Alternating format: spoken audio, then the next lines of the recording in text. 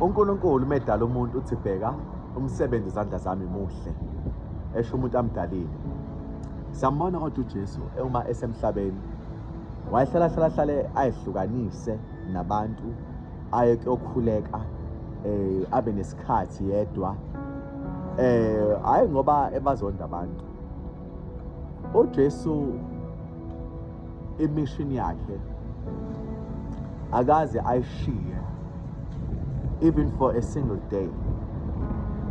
uJesu believed kwi-mission yakhe so much that wayehlala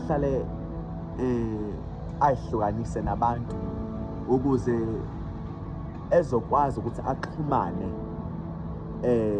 noNkulunkulu. As much as uJesu be divine God and divine man, kodwa akashongo ukuthi ngizohamba ngamandla ami okuba uNkulunkulu. Wavuma umoya ongcwele to detect yonke into ekwiplan kaNkulunkulu. Akashongo ukuthi mina ngizokwenza ngendlela yami. The will of God does not really apply to me. No. The will of God was so much important that uMojoane ethi Jesu fuze ngabe imina obhabhadisa wena, kodwa awubheki ukuthi uwena obhabhadisa mina.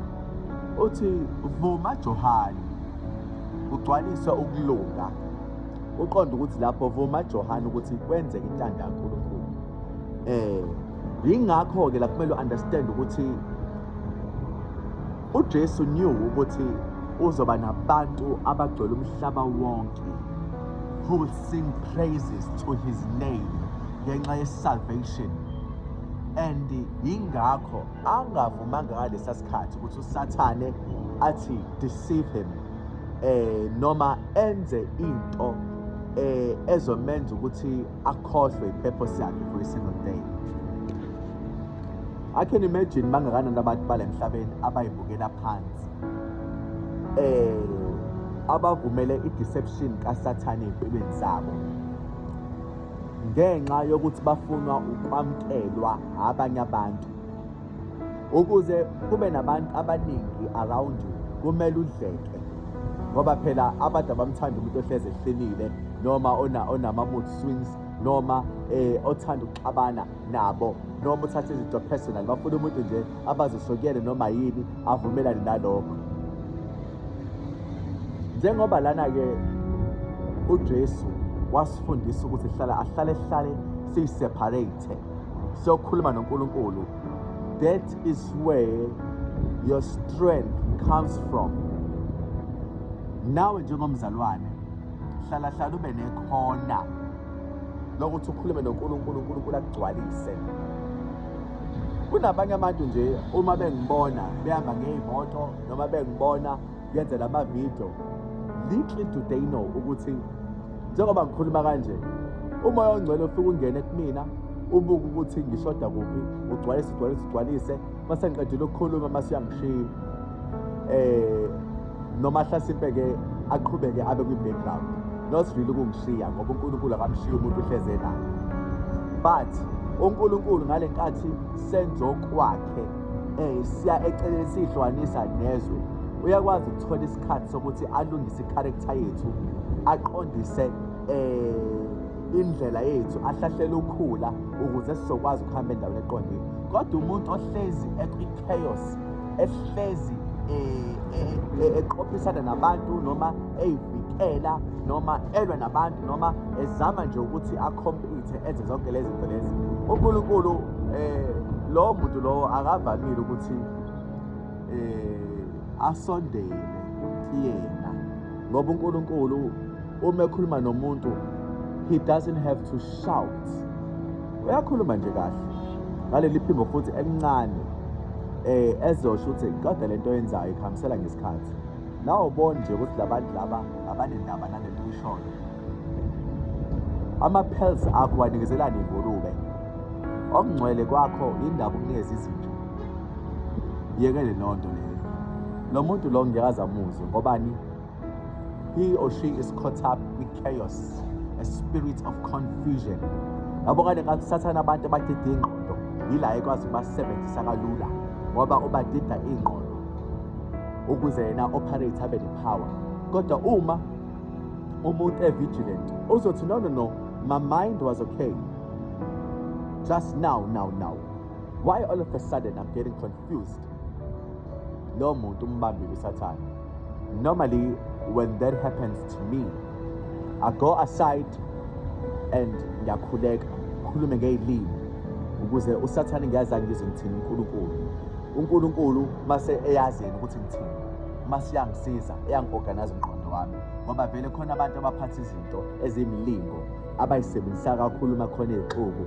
Bayasebenza labantu ngokukaSathane, batshontsha amandla abantu, batshontsha ama-purposes abantu noma iy'nkanyezi zabantu, bawisa abantu. So if mina ngizoba endaweni akugcwele khona abantu, I must get refilled, I must be armored by i-armor kaNkulunkulu yokuba umzalwane ngoba bebe ngishaya ikhanda zoqala ngibe nama-doubts nama-fears, ngingakwazi ukuba strong.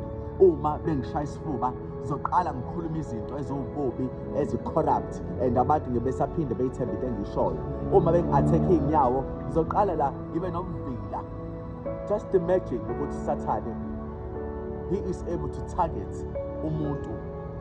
He knows best ukuthi iyiphi i-moment la khona elahla khona ukuze am-attack ngayo, amshaye phansi ngoba imcibishela uhlezi ready azomshaya ngayo umuntu. So uJesu ke la he showed us ukuthi kumele sizilwe ukudla, sihambe sendaweni enokuthula, sikhulume noNkulunkulu. Yabo nje the moment whereby uJesu wayekhuleka zize iy'nyembezi zifane negazi kwakunzima. I'm sure baningi abantu babengabaleka from that time.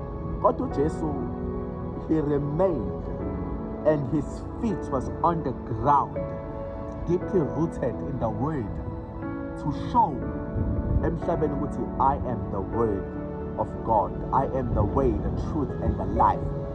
If I fail, nobody can find the way to salvation.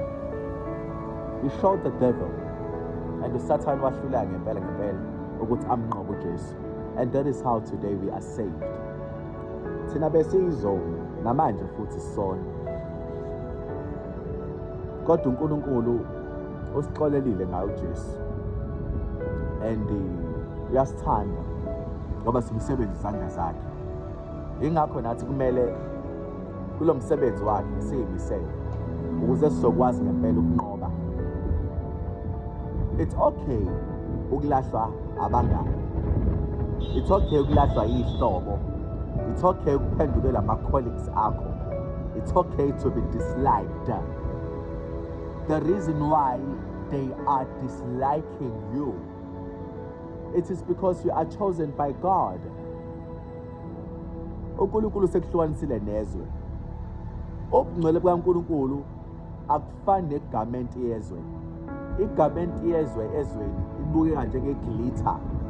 kuNkulunkulu ibukeka njengobunuku bokungcola. Ingakho bekuzonda. Ingoba ukhethe uNkulunkulu. You have been purified by uNkulunkulu and set apart. The way you speak, the way you do things, the way you appear. I find nezwe. Obviously, they would say you are crazy. Ziningi izinto abazozisho ngawo, but never justify yourself. Let God vindicate you. Uma kuwukuthi ipressure isiningi, suka ubashiye kanjalo, hambe uyokhuleka ekhoneni, and God will refill you. God will refill you and you will feel better. Uma usubona ukuthi ngempela nasendlini ekhaya noma ikuphi siningi pressure, semsebenzini iningi pressure, sesikoleni iningi pressure, noma ikuphi kuningi pressure, go aside, khuluma noNkulunkulu and God will restore you. Abantu abayazi intaba bacabanga ukuthi igqume elide. Create a place outside la kungekho khona abantu. Scream, shout, cry, weep, laugh, clap hands. That's your war place where you speak with God. La khona uthuntutha izinto eziwububi and uNkulunkulu yakuzwa ke lapho ke. Uma ukwenza lokho kuzokusiza but ungabheka abantu all the time. Ask yourself why kumele ulwele ukuthi wamkelwe abantu. Ask yourself why kumele uthande ukuba sempilweni yomuntu noma umuntu esexosha. Ask yourself why ungafuni ukuba wedwa. Lo moya lo okwenza ukuthi ungakwazi ukuhlala wedwa akuwona kaNkulunkulu. Umoya kaNkulunkulu is able to accommodate you. Okokuqala lokho. And in a way yokuthi ugcina usuyijwayela ukuhlala wedwa.